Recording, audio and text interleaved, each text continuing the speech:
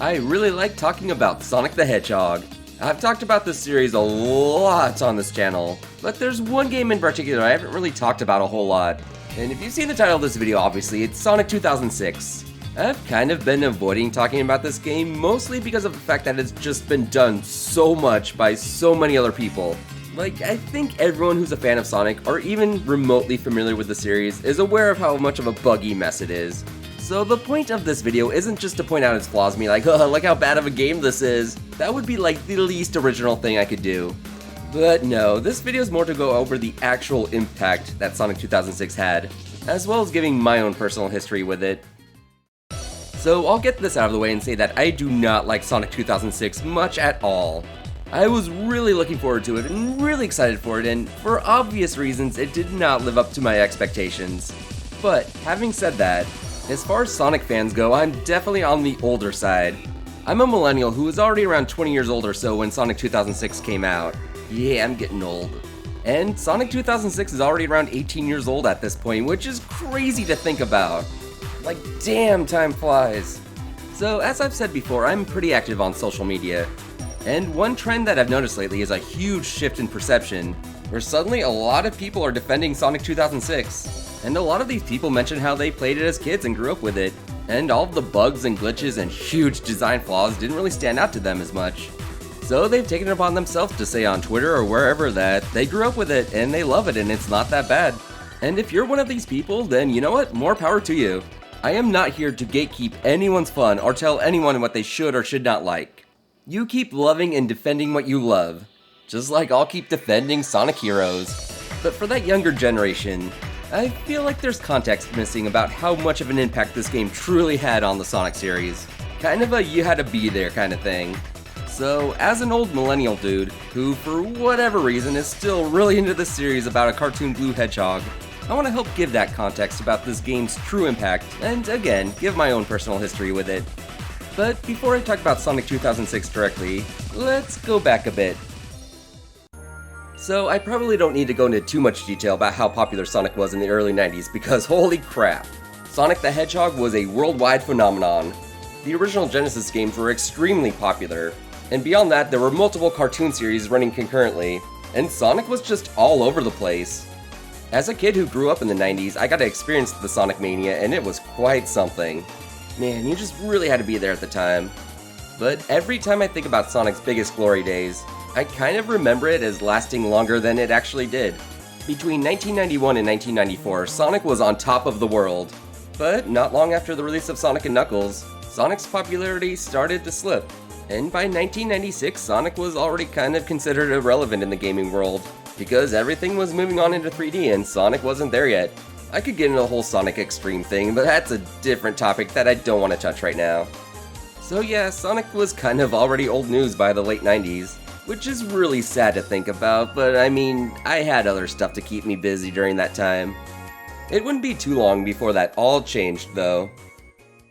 Sonic finally got his first big 3D outing with Sonic Adventure launching with the Sega Dreamcast, and this game was awesome. It got a lot of coverage and reviewed really well, so it seemed like Sonic was back. Well, kind of. As much as this game was loved among the gaming community, the big thing holding this game back was that it was exclusive to the Sega Dreamcast. And the Dreamcast unfortunately did not sell very well. It should have, but that's another topic.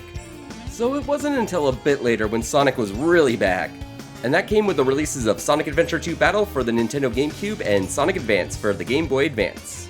These were both released in late 2001 in Japan and then early 2002 in the rest of the world.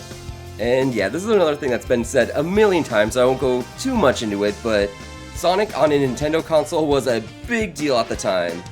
I still remember how much that blew my mind. Like, I could not believe that. That'd be like if Pepsi started selling Coke products or something. It just seemed weird. Back to the point though, these games both sold really well, and it gave Sonic more exposure being on Nintendo consoles.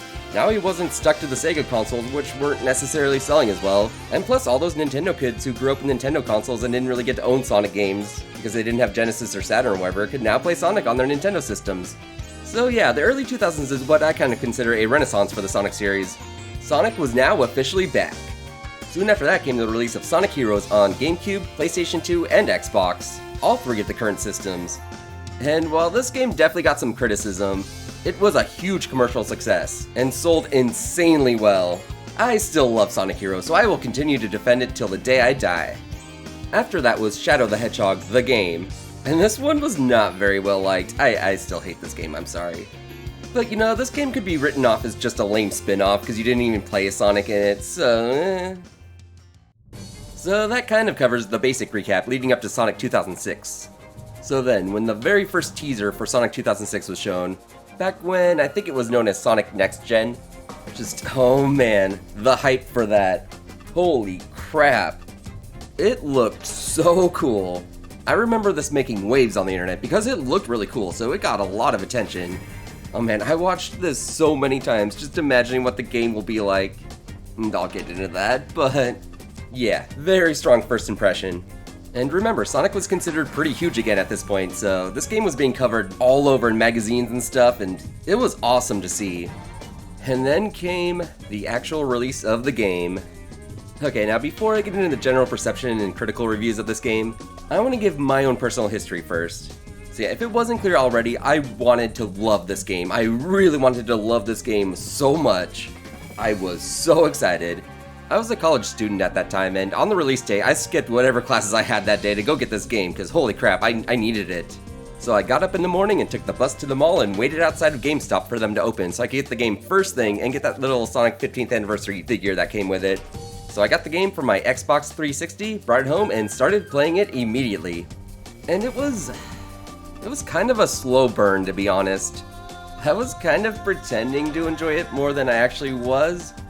I'd be like, oh, that was a weird glitch, but it's next-gen Sonic, who cares? Or I'd be like, yeah, I just fell through the floor there, but it's next-gen Sonic. It wasn't until after days of consistent playing that I had to kind of accept, oh, this is a bad game. And that was kind of heartbreaking.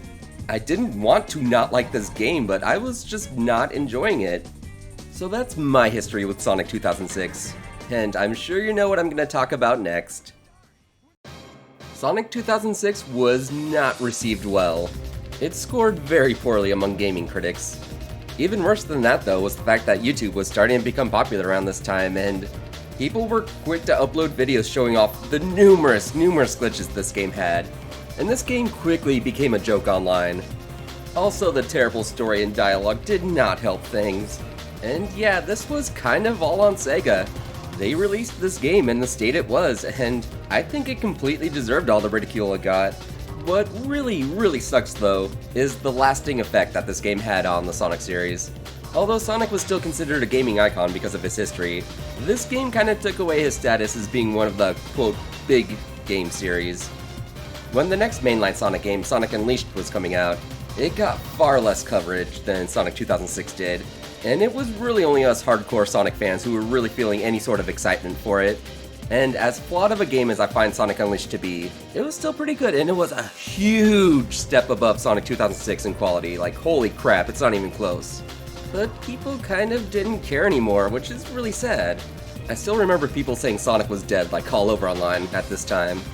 And outside of the hardcore Sonic fan community, I didn't really see Sonic Unleashed get a whole lot of exposure, except for people saying the Hedgehog was stupid, which, yeah, it was.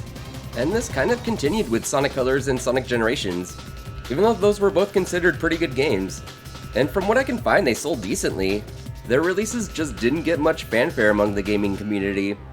As far as gaming critics were concerned, they kept bringing up this game over and over again. And I'm not going to make any statements like they had it out for Sonic or anything, but it seemed like they could just not wait to compare anything to Sonic 2006 for quite a while. And it was getting pretty annoying. Okay, so being anecdotal for a bit here, for the longest time after Sonic 2006 came out, anytime I would mention to someone that I was a Sonic fan, that they would bring up that game. They'd be like, oh god, you're a fan of Sonic? There was that awful 2006 game, and just, yeah. I had to keep defending myself as being a Sonic fan because of that game's existence. And although things are generally much better now, I still see people bring up Sonic 2006 just to crap on the series. It's like, god, it's been almost 20 years now, you let it go. As I'm sitting here talking about this game, but you know, I'm making a point. But yeah, as I've just mentioned, things are much better now. The success of the Sonic movies really helped bring the Sonic series back into pop culture. And Sonic Frontiers ended up being a huge success too, which was awesome to see. And it kind of brought Sonic back into the spotlight of the gaming world.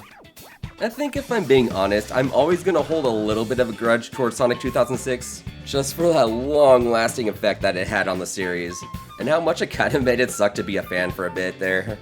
But with that being said, it is nice to see that, as a whole, people are moving on from that game, and finally letting it go. If nothing else though, this game did give us some really good music, so I can at least be grateful for that. Also, I want to reiterate that I am not trying to make anyone feel bad if they like this game. All I'm trying to do here is just talk about the effects that it had on the series. Again, if you like it, then that is awesome.